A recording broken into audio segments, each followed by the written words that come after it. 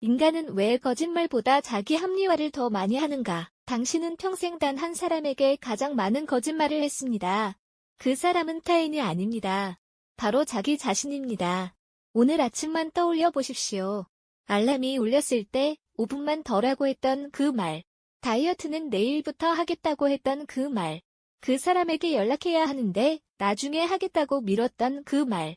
우리는 그것을 거짓말이라고 부르지 않습니다. 그냥 사정이 있었다고 합니다. 어쩔 수 없었다고 합니다.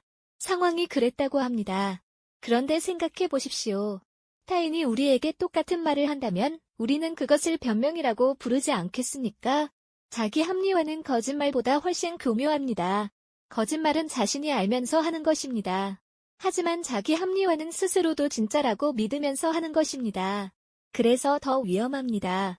그래서 더 오래 지속됩니다. 인간은 왜 이런 존재가 된 것일까요? 지금으로부터 약 2400년 전 한 남자가 아테네 거리를 걸으며 사람들에게 질문을 던졌습니다. 당신은 스스로를 알고 있느냐고. 당신이 아는 것과 모르는 것을 구분할 수 있느냐고. 사람들은 처음에 당연히 안다고 했습니다. 하지만 질문이 깊어질수록 대부분은 자신이 아무것도 모르고 있었다는 사실을 깨달았습니다. 그 남자가 소크라테스입니다. 소크라테스는 이렇게 말했습니다. 나는 내가 아무것도 모른다는 것을 안다. 그리고 바로 이 사실이 나를 다른 사람들보다 조금 더 현명하게 만든다. 그런데 우리는 어떻습니까? 우리는 자신을 매우 잘 안다고 생각합니다. 자신이 왜 그 선택을 했는지, 왜 그 말을 했는지, 왜 그 행동을 했는지 언제나 이유가 있다고 생각합니다. 하지만 그 이유가 진짜인지 아니면 자신이 만들어낸 이야기인지 우리는 과연 구분할 수 있을까요? 한 가지 사례를 이야기해드리겠습니다.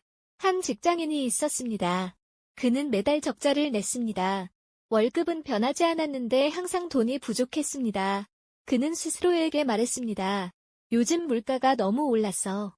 서울에서 월급쟁이가 살기가 얼마나 힘든데. 그런데 어느 날 통장 내역을 자세히 들여다봤습니다. 커피가 한 달에 30잔, 배달음식이 20번, 충동구매한 물건들이 쌓여 있었습니다. 사지 않아도 될 것들에 쓴 돈이 적자의 대부분이었습니다. 그는 알고 있었을까요? 몰랐을까요? 알면서도 보지 않았습니다. 진실이 불편하기 때문입니다. 자신이 잘못하고 있다는 사실을 인정하는 것이 너무 고통스럽기 때문입니다. 그래서 대신 물가를 탓하고 세상을 탓하고 월급을 탓했습니다. 이것이 바로 자기 합리화입니다. 20세기의 심리학자 지그문트 프로이트는 인간에게는 불편한 진실을 피하려는 본능이 있다고 했습니다. 그는 이것을 방어기제라고 불렀습니다. 방어기제는 우리가 의식하지 못하는 사이에 작동합니다. 상처받은 감정은 숨기고 실패의 원인은 외부로 돌리고 하고 싶지 않은 일은 나중으로 미루고 불편한 사실은 아예 없었던 것처럼 처리합니다. 문제는 이것이 나쁜 사람들만 하는 일이 아니라는 겁니다. 착한 사람도 합니다. 똑똑한 사람도 합니다. 공부를 많이 한 사람도 합니다. 오히려 지적 능력이 뛰어난 사람일수록 더 정교한 자기 합리화를 만들어냅니다. 당신 주변에도 이런 사람이 있지 않습니까? 매번 다이어트를 선언하지만 한 번도 성공하지 못한 사람. 그 사람은 매번 실패할 때마다 이유를 만들어냅니다. 이번 다른 회식이 너무 많아서. 스트레스를 받으면 먹어야 버티는 체질이야. 사실 내 몸은 건강한 편이야. 언젠가는 반드시 할 거야. 그 말들이 거짓말일까요? 그 사람은 진심으로 그렇게 믿습니다. 그래서 더 오래 반복됩니다. 관계에서도 마찬가지입니다.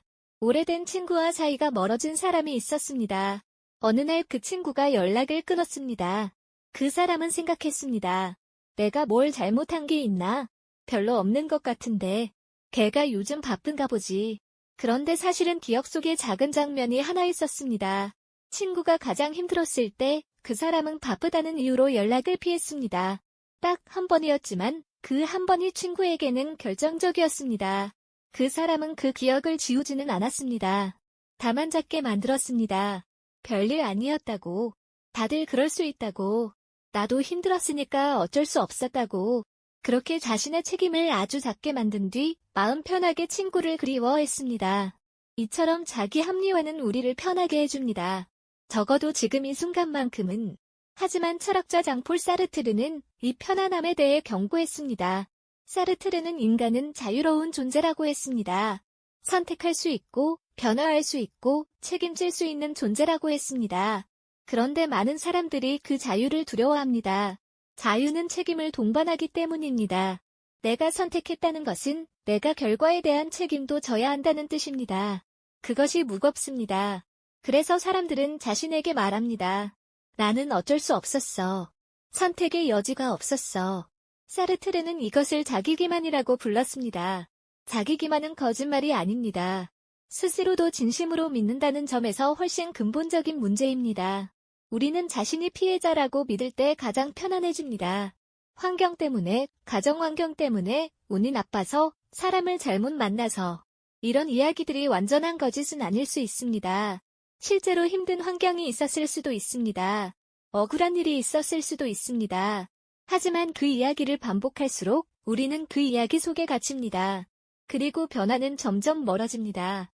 독일의 철학자 한나 아렌트는 이런 말을 했습니다. 반복되는 거짓은 결국 현실을 바꾼다.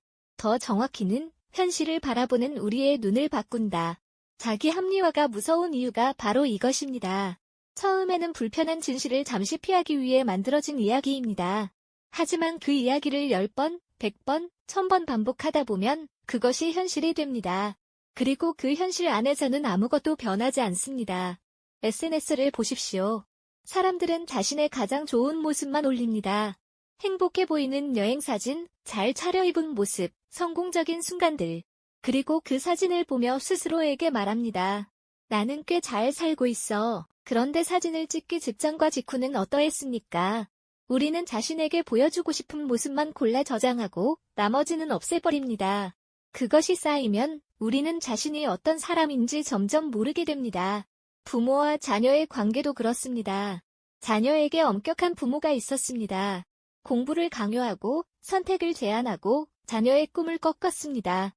세월이 흘러 자녀가 어른이 되어 멀어졌을 때 그 부모는 이렇게 말했습니다. 나는 다 너를 위해서 한 거야. 내가 얼마나 희생했는데. 그 말이 거짓일까요? 그 부모는 진심으로 그렇게 믿습니다. 하지만 자녀의 관점에서 보면 전혀 다른 이야기입니다. 그 간격을 자기 합리화가 만들었습니다. 가장 가까운 사람과의 관계가 무너지는 이유 중 하나가 바로 이것입니다. 서로가 서로에게 각자의 이야기를 믿으며 살아가기 때문입니다. 그렇다면 우리는 어떻게 해야 할까요? 소크라테스로 돌아가겠습니다. 그는 자신이 무지하다는 것을 알았습니다. 그리고 그 알면서 출발했습니다. 내가 모른다는 것을 안다. 내가 틀릴 수 있다는 것을 안다. 이 태도가 모든 것의 시작입니다.